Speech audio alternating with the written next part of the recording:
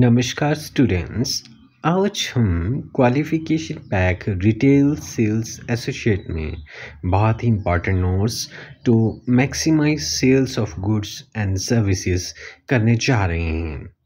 अगर आपको मेरी ये वीडियो पसंद आए तो प्लीज़ मेरे चैनल AKM मैनेजमेंट क्लासेस को लाइक, शेयर और सब्सक्राइब करें। सो नाउ हम स्टार्ट कर देंगे national occupational standard to maximise sales of goods and services. इसमें सबसे पहले हम परफॉर्मेंस क्राइटेरियाज देखेंगे, देन वन बाय वन इन परफॉर्मेंस क्राइटेरिया को स्टडी करेंगे। तो स्टार्ट करते हैं to maximise sales of goods and services. So इसमें एलिमेंट 1 है identify opportunities to increase sales of particular product. Performance criteria 1. Identify promotional opportunities and estimate their potential to increase sales. PC2. Identify promotional opportunities which offer the greatest potential to increase sales. Report promotional opportunities to right person.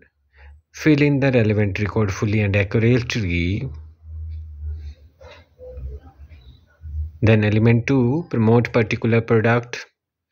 PC5 है इसमें, tell customer about the promotion clearly and in persuasive manner. PC6, identify and take the most effective action for converting promotional sales into regular future sales. PC7, gather relevant and accurate information about the effectiveness of the promotion and communicate this information clearly to the right person. And PC8, record clearly and accurately the result of promotions.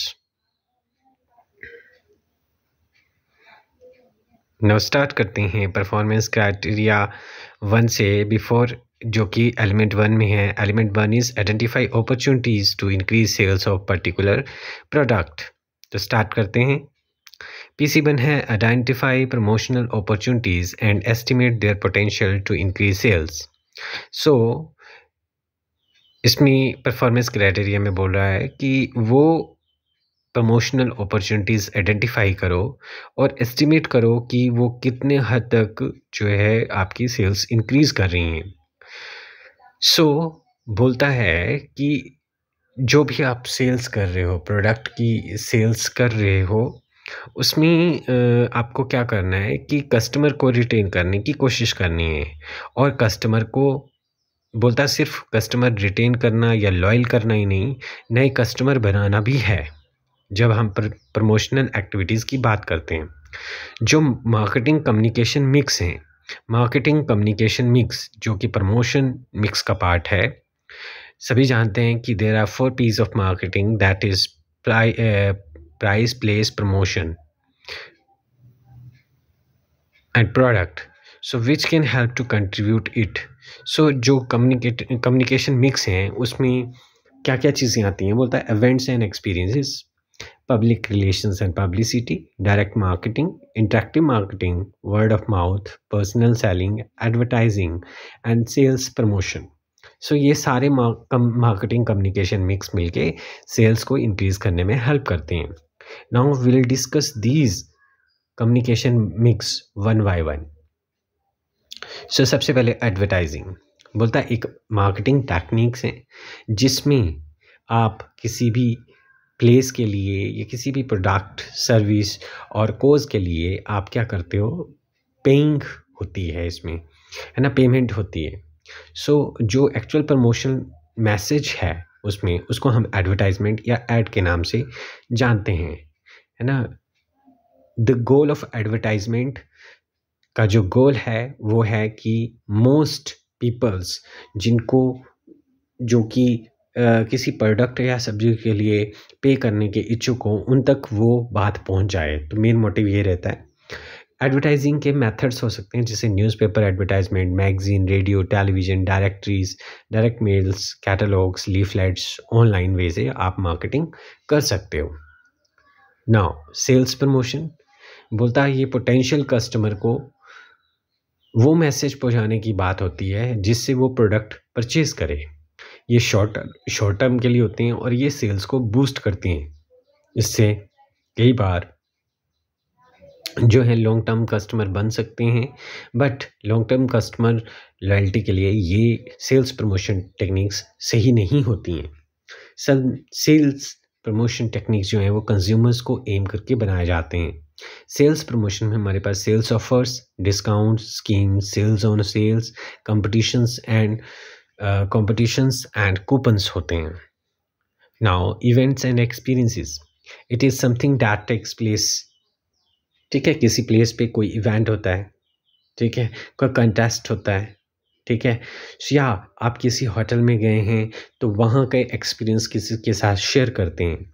For example, अगर हम बात करते हैं एक event की, long jump school में हुआ, ठीक है, या हम इसका एक और एग्जांपल लेते हैं कि वर्ल्ड क्रिकेट मैच लगा, आईपीएल हुआ, तो उसमें जो होर्डिंग्स और पोस्टर्स लगे रहते हैं कंपनीज़ के, वो जो स्पॉन्सर करते हैं, that is events. The experience practical contact में आता है, जैसे होटल में आप गए, वहाँ का एक्सपीरियंस आपने किसी के साथ शेयर किया, एक्सपीरियंसेस, तो ये भी कहीं किसी न किसी हद तक सेल्स प्रमोशन में हेल्प करते हैं। Now public relation and publicity, बोलता है ये स्ट्रैटेजिक कम्युनिकेशन प्रोसेस है जिसमें ऑर्गेनाइजेशन और पब्लिक के बीच में एक म्यूचुअल बेनिफिशियल रिलेशनशिप बनते हैं। सो जैसे government relation, community relations, media relations हैं, मीडिया प्रोडक्शंस हैं, कस्टमर रिलेशंस हैं, मार्केटिंग कम्युनिकेशन इन्फ्लुएंसर्स हैं, ये सारी चीज़ें आती हैं। मास मीडिया आता है इसमें। पर्सनल सेलिंग जहाँ पे पीपल प्रोडक्ट किसी पर्सन को फेस टू फेस मीटिंग करने के बाद ही बेचता है, वो है पर्सनल सेलिंग। डायरेक्ट मार्केटिंग, ठीक है, इसमें क्या है, पब्लिक से डायरेक्ट मिलके प्रोडक्ट की सेलिंग या प्रोडक्ट के बारे में बताया जाएगा, जैसे bye mail order, telephoning selling, ठीक है, इसमें रिटेलर्स के थ्रू नहीं, टेलीफोन्स के थ्रू ही ये काम किया जाता है। Word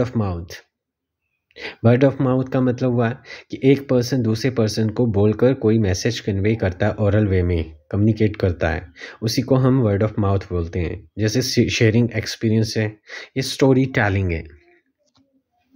interactive marketing 1-to-1 marketing practice है, जिसमें जो कि जिसका जो सेंटर है वो इंडिविजुअल कस्टमर है और प्रॉस्पेक्टस है। इसमें जो है मार्केटिंग इनिशिएटिव लिए जाते हैं, जैसे कोई कंटेस्ट करवाया जाता है, like Maggi presents this show, आपने देखा होगा, या बॉर्नविटा प्रेजेंट दिस शोज, ये क्या है, इंटरैक्टिव मार्केटिंग पर्पस है। या पोल्स करवाए जाते हैं, ये क्या है, इंटरैक्टिव मार्केटिंग टेक्निक है। अब हम बात करते हैं PC2 की। बोलता है identify promotional opportunities which offer the greatest potential to increase sales. So किसी भी तरह की प्रमोशन का मेन मोटिव होता है कि टू स्टिमुलेट डिमांड को बढ़ाना, प्रोडक्ट को मार्केट में इंट्रोड्यूस करना या अवेयर करवाना, या ब्रांड का नेम एक्सपेंड करना। सो इनिशियली कोई भी कंपनी या ऑर्गेनाइजेशन सारे प्रमोशनल टेक्निक्स को अप्लाई करती हैं और उसमें से आइडेंटिफाई करने की कोशिश करती है कि कौन सी टेक्निक उसके लिए सबसे बेस्ट है। अब वो कैसे पता करेगी, वो रिज़ल्ट फाइंड आउट करेगी मार्केट सर्वे करके, फीडबैक लेके कि आपको इस पर्टिकुलर प्रोडक्ट के बारे में कैसे पता चला ऑर्गेनाइजेशन में जब कोई कस्टमर आएगा। सो वो एनालाइज करेगी इस रिज़ल्ट को और उसके बेस पे एक कंक्लूजन निकालेगी कि कौन सा सबसे ज़्यादा मीडिया जो है यूटिलाइज हुआ, जिसके बेस पे वो क्या है, प्रमोशनल अपॉर्चुनिटी फाइंड आउट करेगी कि इनमें से सबसे बेस्ट प्रमोशनल जो अपॉर्चुनिटी थी वो कौन सी रही, जिसकी वजह से हमारी सेल्स इंक्रीज किए। Now PC3 report promotional opportunity to right person. So जो मार्केटिंग के 3 इंपॉर्टेंट एस्पेक्ट्स हैं उसके बेस पे ना रिपोर्ट किया जाता है राइट पर्सन को। राइट पर्सन में बी सुपरवाइजर और मैनेजर और द कंसर्न अथॉरिटी।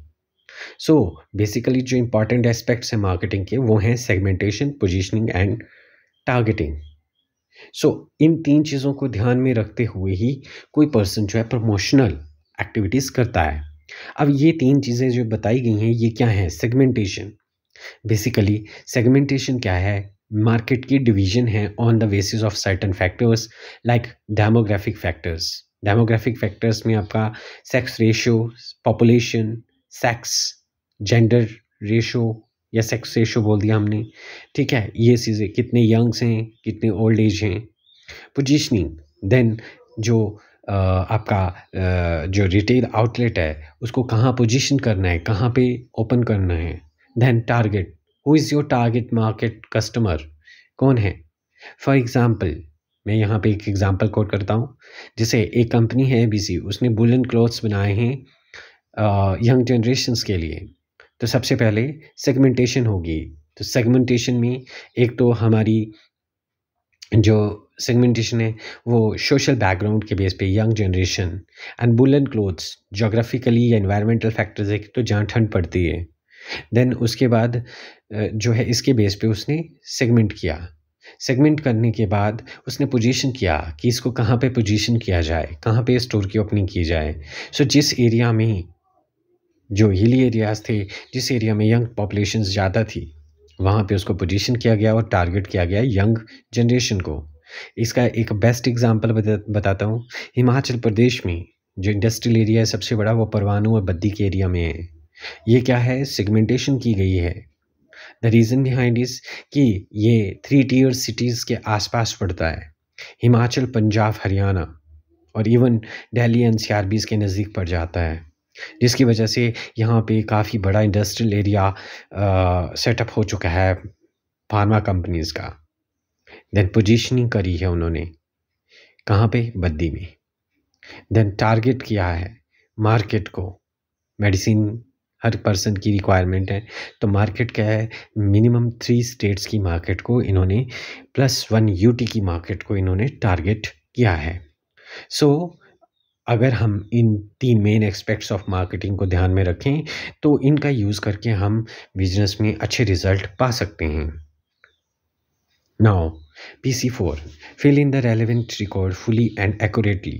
सो जो भी हमारे पास प्रमोशनल एक्टिविटीज़ का रिकॉर्ड है उसका हमने पूरा ध्यान रखना है कि कितनी कॉस्ट उस पर इनकर्ड हुई है, कितना टाइम ड्यूरेशन लगा है और उसके क्या रिजल्ट्स हमारे पास आए हैं। Now element 2, promote particular product. अभी ये तो था कि हमने मल्टीपल एक्टिविटीज़ का यूज़ किया, प्रमोशनल एक्टिविटीज़ का यूज़ किया, मार्केटिंग कम्युनिकेशन मिक्स का यूज़ किया। नाउ प्रमोट पर्टिकुलर प्रोडक्ट, हम पर्टिकुलर प्रोडक्ट को कैसे प्रमोट करेंगे इसके बारे में हम स्टडी करेंगे। नाउ PC5 में है, tell customer about promotion clearly and in a persuasive way. So किसी भी प्रमोशन का मेन एम होता है कि कस्टमर को प्रोडक्ट के बारे में अवेयर करना कि हमारा प्रोडक्ट कहाँ पे पोजीशन है। एंड मेन मोटिव ये भी रहता है कि कस्टमर के माइंड में कहीं ना कहीं घुस जाए, है ना, कि ये परsuade करे, है ना, घुस जाए कि पर्टिकुलर प्रोडक्ट दूसरे प्रोडक्ट के जो कंपटीटर्स के प्रोडक्ट हैं उनसे बेटर क्यों हैं। Now the most important thing is कि कस्टमर को कन्विंस करना है मैसेज के थ्रू, एडवर्टाइजिंग मैसेज के थ्रू, कि जो हमारा प्रोडक्ट है बहुत ही बढ़िया प्रोडक्ट है और अट्रैक्टिव है और कस्टमर देख के अट्रैक्ट हो जाए। Now PC6, identify and take the most effective action for converting promotional sale into regular future sale।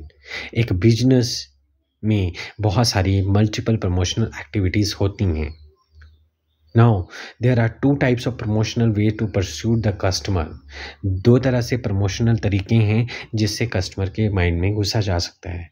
Above the line promotion जिसकी कॉस्ट बहुत हाई होती है, like paid from the TV channel, newspaper.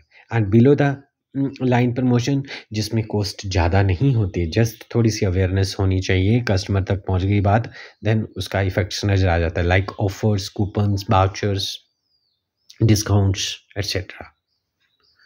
Now the most effective action to have permanent sales are, जो most effective actions नज़र आते हैं, love what you are doing and when you are selling।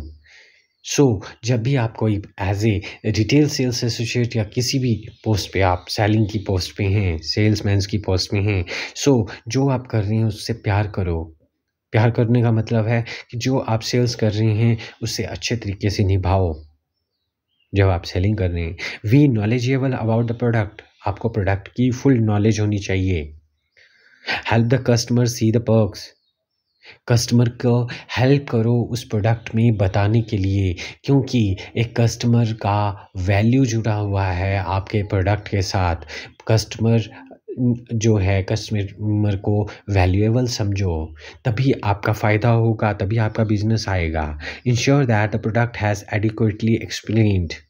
ये ensure करो कि आप product का USP, benefit, features proper way से एक्सप्लेन कर पाएँ। Make the benefits of the product loud and clear. ये कस्टमर को अच्छी भली भांति से और क्लियरली पता लग जाएँ जब भी आप प्रोडक्ट के बारे में बताएँ, तभी ये सेल्स जो है वो परमानेंट सेल्स में और इफ़ेक्टिव सेल्स में कन्वर्ट हो सकती है। Now, PC7, gather relevant and accurate information about the effectiveness of promotion and communicate this information clearly to right person. So, effectiveness of promotion can be ensured through the understanding of the customer. ये customer की understanding जब हमें exactly target market का पता चल जाता है तभी ये पॉसिबल हो सकता है।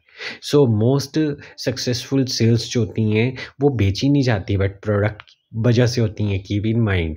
और वो प्रोडक्ट की अगर आपको पूरी नॉलेज होगी, कस्टमर से ज़्यादा नॉलेज होगी, तभी ये पॉसिबल है। Selling is the supporting function. Selling जो है सपोर्टिंग फंक्शन है प्रमोशन और मार्केटिंग का।